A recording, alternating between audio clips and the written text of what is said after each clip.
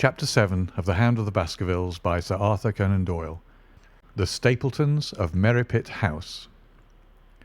The fresh beauty of the following morning did something to efface from our minds the grim and grey impression which had been left upon both of us by our first experience of Baskerville Hall. As Sir Henry and I sat at breakfast, the sunlight flooded in through the high mullioned windows, throwing watery patches of colour from the coats of arms which covered them. The dark panelling glowed like bronze in the golden rays, and it was hard to realise that this was indeed the chamber which had struck such a gloom into our souls upon the evening before. "I guess it is ourselves and not the house that we have to blame," said the baronet. "We were tired with our journey and chilled by our drive, so we took a grey view of the place. Now we are fresh and well, so it is all cheerful once more." "And yet it was not entirely a question of imagination," I answered. "Did you, for example, happen to hear someone, a woman, I think, sobbing in the night?"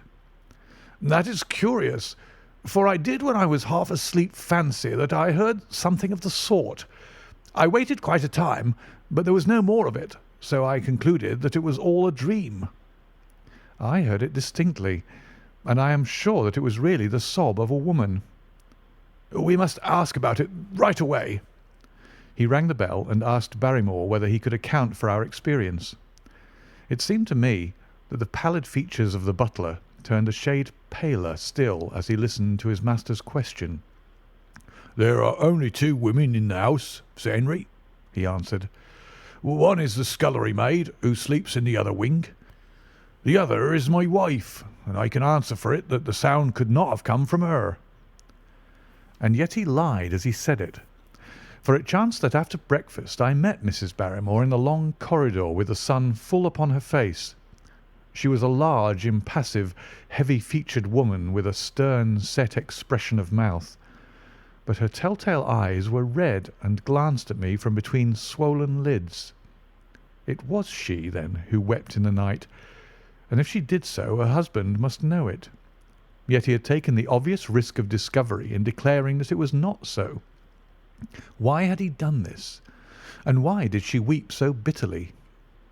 Already round this pale-faced, handsome, black-bearded man there was gathering an atmosphere of mystery and of gloom. It was he who had been the first to discover the body of Sir Charles, and we had only his word for all the circumstances which led up to the old man's death.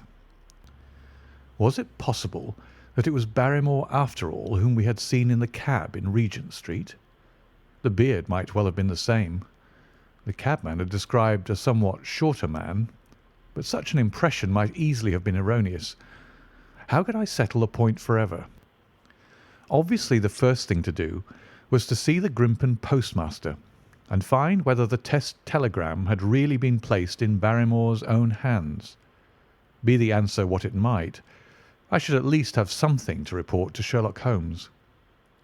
Sir Henry had numerous papers to examine after breakfast, so that the time was propitious for my excursion. It was a pleasant walk of 4 miles along the edge of the moor, leading me at last to a small grey hamlet, in which 2 larger buildings, which proved to be the inn and the house of Dr. Mortimer, stood high above the rest. The postmaster, who was also the village grocer, had a clear recollection of the telegram. "Certainly, sir," said he. "I had the telegram delivered to Mr. Barrymore exactly as directed." "Who delivered it?" "My boy here, James. You delivered that telegram to Mr. Barrymore at the Hall last week, did you not?" "Yes, father, I delivered it." "Into his own hands?" I asked. "Well, he was up in the loft at the time, so that he could not put into his own hands, but I gave it into Mrs. Barrymore's hands, and she promised to deliver it at once." "Did you see Mr. Barrymore?" "No, sir. I tell you he was in the loft." "If you didn't see him, how do you know he was in the loft?" "Well, surely his own wife ought to know where he is," said the postmaster testily. "Didn't he get the telegram? If there's any mistake, it is for Mr. Barrymore himself to complain." It seemed hopeless to pursue the inquiry any farther, but it was clear that in spite of Holmes's ruse we had no proof that Barrymore had not been in London all the time.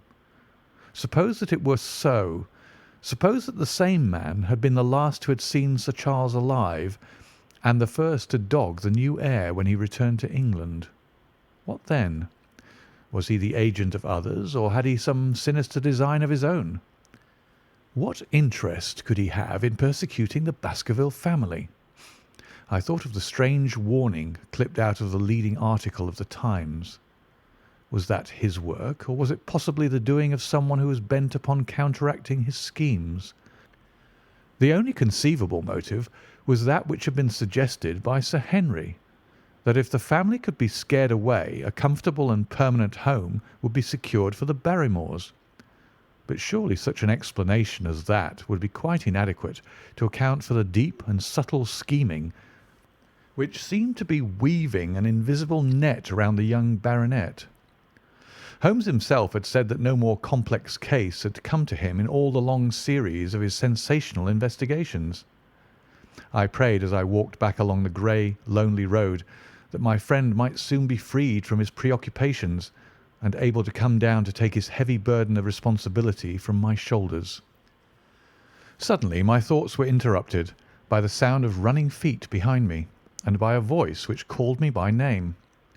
I turned, expecting to see Dr. Mortimer, but to my surprise it was a stranger who was pursuing me. He was a small, slim, clean-shaven, prim-faced man, flaxen-haired and lean-jawed, between 30 and 40 years of age, dressed in a grey suit and wearing a straw hat. A tin box for botanical specimens hung over his shoulder, and he carried a green butterfly net in one of his hands. "You will, I am sure, excuse my presumption, Dr. Watson," said he as he came panting up to where I stood. "Here on the moor we are a homely folk, and do not wait for formal introductions. You may possibly have heard my name from our mutual friend Mortimer. I am Stapleton of Merripit House." "Your net and box would have told me as much," said I, for I knew that Mr. Stapleton was a naturalist. "But how did you know me?" "I have been calling on Mortimer, and he pointed you out to me from the window of his surgery as you passed. As our road lay the same way, I thought that I could overtake you and introduce myself. I trust that Sir Henry is none the worse for his journey." "He's very well, thank you." "We were all rather afraid that after the sad death of Sir Charles, the new baronet might refuse to live here. It is asking much of a wealthy man to come down and bury himself in a place of this kind, but I need not tell you that it means a very great deal to the countryside. Sir Henry has, I suppose, no superstitious fears in the matter?" "I do not think that it is likely."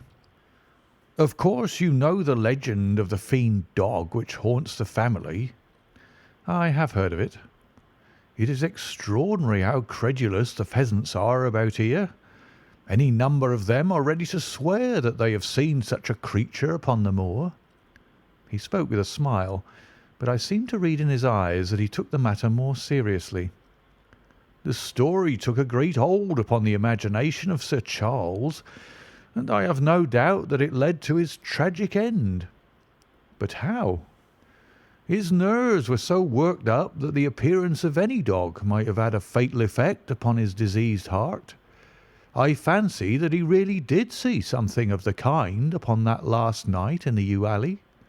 I feared that some disaster might occur, for I was very fond of the old man, and I knew that his heart was weak." "How did you know that?" "My friend Mortimer told me." "You think, then, that some dog pursued Sir Charles, and that he died of fright in consequence?" "Have you any better explanation?" "I have not come to any conclusion." "Has Mr. Sherlock Holmes?" The words took away my breath for an instant, but a glance at the placid face and steadfast eyes of my companion showed that no surprise was intended.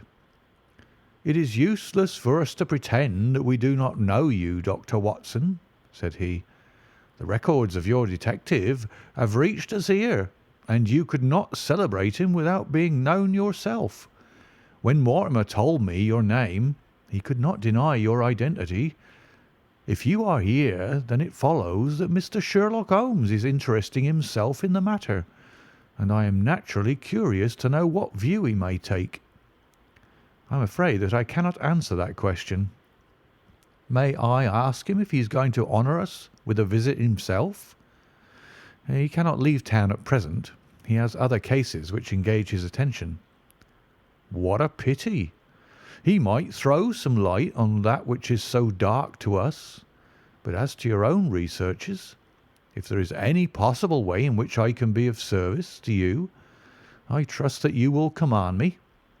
If I had any indication of the nature of your suspicions, or how you propose to investigate the case, I might perhaps even now give you some aid or advice. I assure you that I am simply here upon a visit to my friend Sir Henry, and that I need no help of any kind." "Excellent," said Stapleton. "You are perfectly right to be wary and discreet.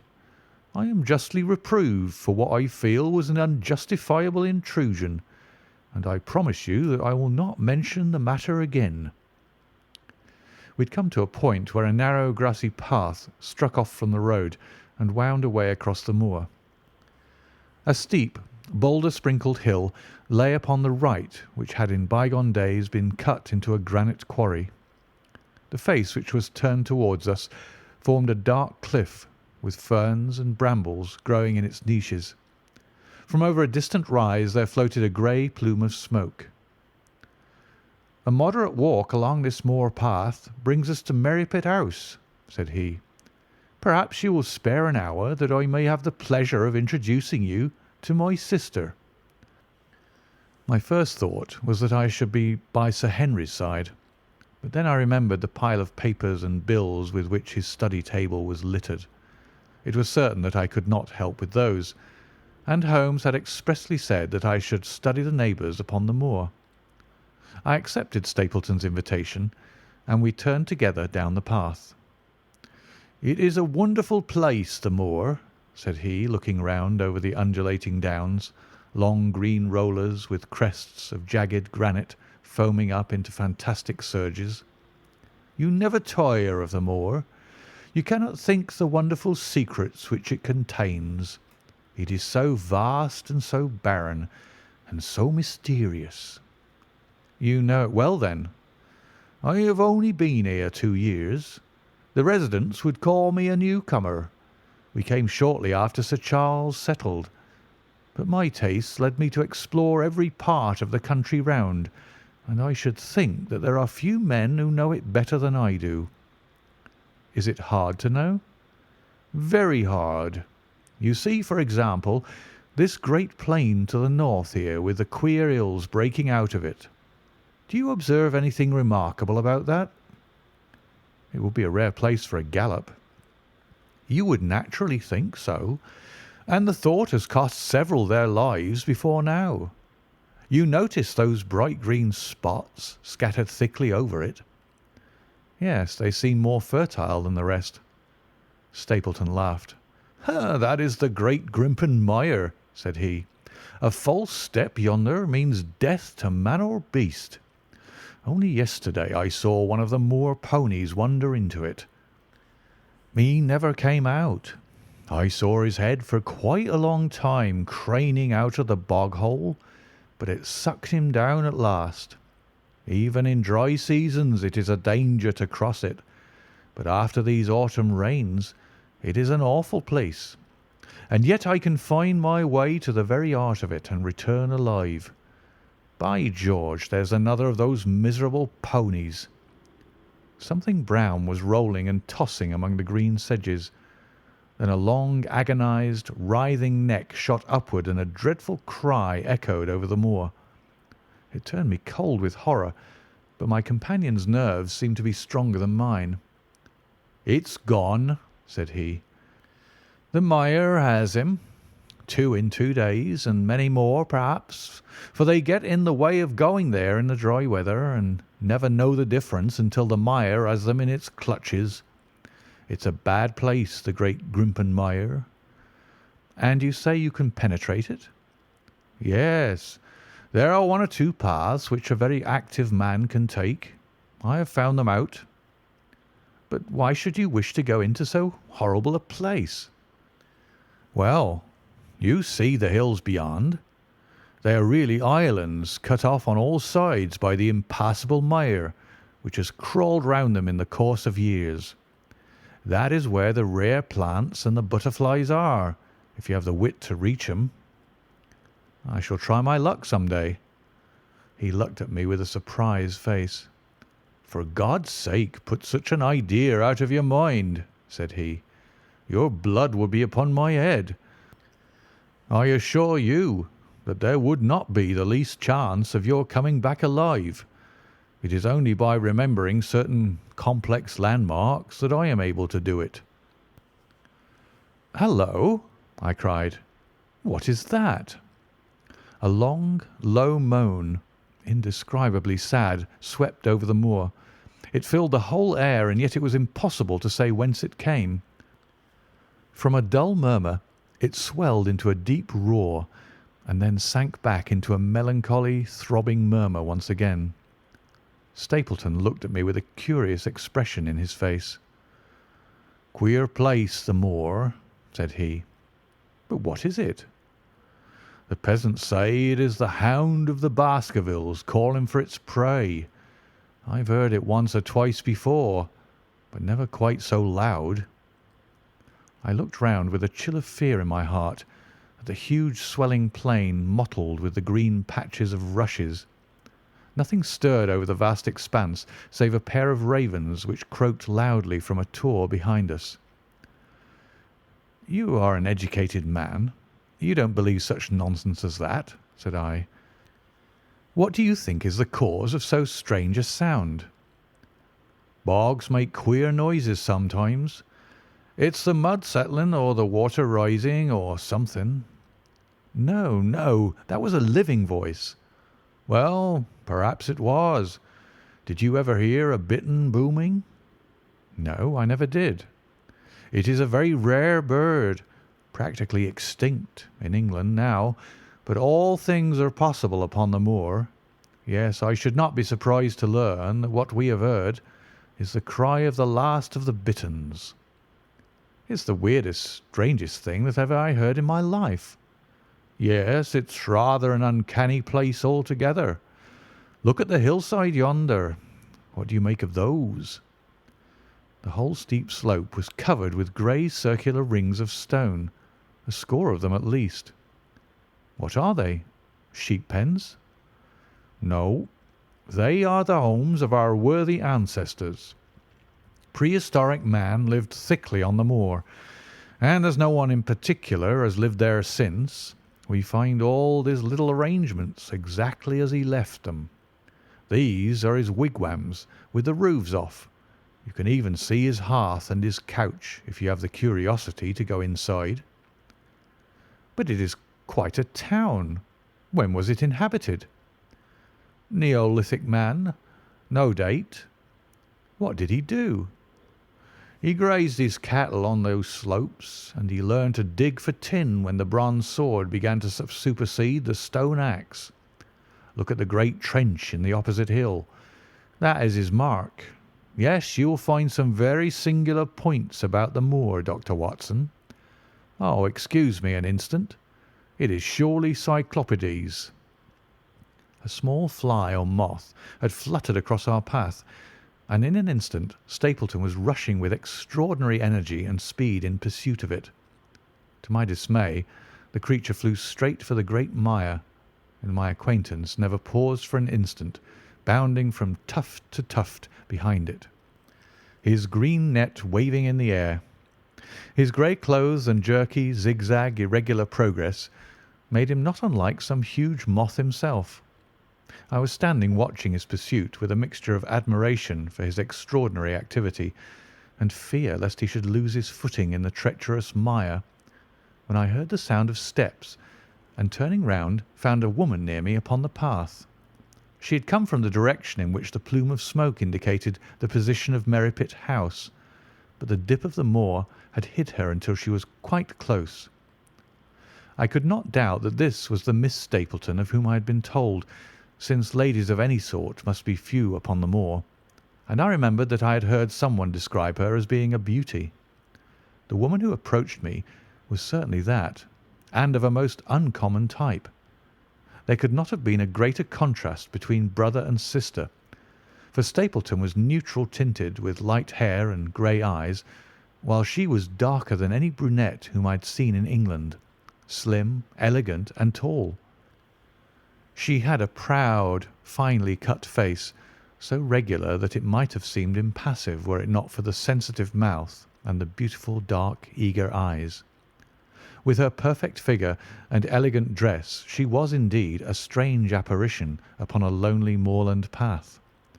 Her eyes were on her brother as I turned, and then she quickened her pace towards me. I had raised my hat and was about to make some explanatory remark when her own words turned all my thoughts into a new channel. "Go back," she said. "Go straight back to London instantly." I could only stare at her in stupid surprise. Her eyes blazed at me, and she tapped the ground impatiently with her foot. "Why should I go back?" I asked. "I cannot explain." She spoke in a low, eager voice, with a curious lisp in her utterance. "But for God's sake, do what I ask you. Go back and never set foot upon the moor again." "But I've only just come."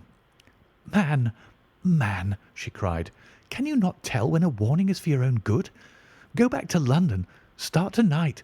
Get away from this place at all costs. Hush, my brother's coming. Not a word of what I've said. Would you mind getting that orchid for me among the mare's tails yonder? We're very rich in orchids on the moor, though of course you are rather late to see the beauties of the place." Stapleton had abandoned the chase and come back to us breathing hard and flushed with his exertions. "Hello, Beryl," said he, and it seemed to me that the tone of his greeting was not altogether a cordial one. "Well, Jack, you're very hot." "Yes, I was chasing a cyclopedes. He is very rare and seldom found in the late autumn. What a pity that I should have missed him." He spoke unconcernedly, but his small light eyes glanced incessantly from the girl to me. "You have introduced yourselves, I can see." "Yes, I was telling Sir Henry that it was rather late for him to see the true beauties of the moor." "Why, who do you think this is?" "I imagine that it must be Sir Henry Baskerville." "No, no," said I, "only a humble commoner, but his friend. My name is Dr. Watson." A flush of vexation passed over her expressive face. "We have been talking at cross purposes," said she. "Why, you had not very much time for talk," her brother remarked with the same questioning eyes. "I talked as if Dr. Watson were a resident instead of being merely a visitor," said she. "It cannot much matter to him whether it is early or late for the orchids. But you will come on, will you not, and see Merripit House?" A short walk brought us to it, a bleak moorland house, once the farm of some grazier in the old prosperous days, but now put into repair and turned into a modern dwelling. An orchard surrounded it, but the trees, as is usual upon the moor, were stunted and nipped, and the effect of the whole place was mean and melancholy. We were admitted by a strange, wizened, rusty-coated old manservant, who seemed in keeping with the house. Inside, however, there were large rooms furnished with an elegance in which I seemed to recognise the taste of the lady. As I looked from their windows at the interminable granite-flecked moor, rolling unbroken to the farthest horizon, I could not but marvel at what could have brought this highly educated man and this beautiful woman to live in such a place. "Queer spot to choose, is it not?" said he, as if in answer to my thought. "And yet we manage to make ourselves fairly happy, do we not, Beryl?" "Quite happy," said she, but there was no ring of conviction in her words. "I had a school," said Stapleton. "It was in the North Country. The work to a man of my temperament was mechanical and uninteresting, but the privilege of living with youth, of helping to mould those young minds, and of impressing them with one's own character and ideals was very dear to me. However, the fates were against us. A serious epidemic broke out in the school, and 3 of the boys died. It never recovered from the blow, and much of my capital was irretrievably swallowed up. And yet, if it were not for the loss of the charming companionship of the boys, I could rejoice over my own misfortune, for with my strong taste for botany and zoology, I find an unlimited field of work here, and my sister is as devoted to nature as I am. All this, Dr. Watson, has been brought upon your head by your expression as you surveyed the moor out of our window. It certainly did cross my mind that it might be a little dull, less for you perhaps than for your sister. No, no, I'm never dull, said she quickly. We have books, we have our studies, and we have interesting neighbours. Dr. Mortimer is a most learned man in his own line. Poor Sir Charles was also an admirable companion. We knew him well and miss him more than I can tell. Do you think that I should intrude if I were to call this afternoon and make the acquaintance of Sir Henry? I am sure that he would be delighted. Then perhaps you would mention that I propose to do so. We may, in our humble way, do something to make things more easy for him, until he becomes accustomed to his new surroundings. Will you come upstairs, Dr. Watson, and inspect my collection of Lepidoptera? I think it is the most complete one in the southwest of England. By the time that you have looked through them, lunch will be almost ready. But I was eager to get back to my charge. The melancholy of the moor, the death of the unfortunate pony, the weird sound which had been associated with the grim legend of the Baskervilles, all these things tinged my thoughts with sadness. Then, on top of these more or less vague impressions, there had come the definite and distinct warning of Miss Stapleton, delivered with such intense earnestness that I could not doubt that some grave and deep reason lay behind it. I resisted all pressure to stay for lunch, and I set off at once upon my return journey, taking the grass-grown path by which we had come. It seems, however, that there must have been some short-cut for those who knew it, for before I had reached the road I was astounded to see Miss Stapleton sitting upon a rock by the side of the track. Her face was beautifully flushed with her exertions, and she held her hand to her side. "I have run all the way in order to cut you off, Dr. Watson," said she. "I had not even time to put on my hat. I must not stop, or my brother may miss me. I wanted to say to you how sorry I am about the stupid mistake I made in thinking that you were Sir Henry. Please forget the words I said, which have no application whatever to you." "But I can't forget them, Miss Stapleton," said I. "I am Sir Henry's friend, and his welfare is a very close concern of mine. Tell me why it was that you were so eager that Sir Henry should return to London." "A woman's whim, Dr. Watson. When you know me better you will understand that I cannot always give reasons for what I say or do." "No, no, I remember the thrill in your voice. I remember the look in your eyes. Please, please be frank with me, Miss Stapleton, for ever since I have been here I have been conscious of shadows all round me. Life has become like that great Grimpen Mire, with little green patches everywhere into which one may sink, and with no guide to point the track. Tell me then what it was that you meant, and I will promise to convey your warning to Sir Henry." An expression of irresolution passed for an instant over her face, but her eyes had hardened again when she answered me. You make too much of it, Dr. Watson," said she. "My brother and I were very much shocked by the death of Sir Charles. We knew him very intimately, for his favourite walk was over the moor to our house.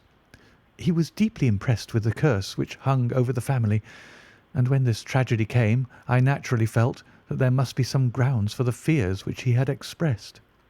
I was distressed, therefore, when another member of the family came down to live here, and I felt that he should be warned of the danger which he will run. That was all which I intended to convey." "But what is the danger?" "You know the story of the Hound?" "I do not believe in such nonsense." "But I do. If you have any influence with Sir Henry, take him away from a place which has always been fatal to his family. The world is wide. Why should he wish to live at the place of danger?" "Because it is the place of danger." That is Sir Henry's nature. I fear that unless you can give me some more definite information than this, it would be impossible to get him to move." "I cannot say anything definite, for I do not know anything definite." "I would ask you one more question, Miss Stapleton. If you meant no more than this when you first spoke to me, why should you not wish your brother to overhear what you said? There's nothing to which he or anyone else could object." "My brother is very anxious to have the hall inhabited, for he thinks it is for the good of the poor folk upon the moor. He would be very angry if he knew that I have said anything which might induce Sir Henry to go away. But I have done my duty now, and I will say no more. I must go back, or he will miss me and suspect that I have seen you. Good-bye." She turned and had disappeared in a few minutes among the scattered boulders, while I, with my soul full of vague fears, pursued my way to Baskerville Hall. End of chapter 7.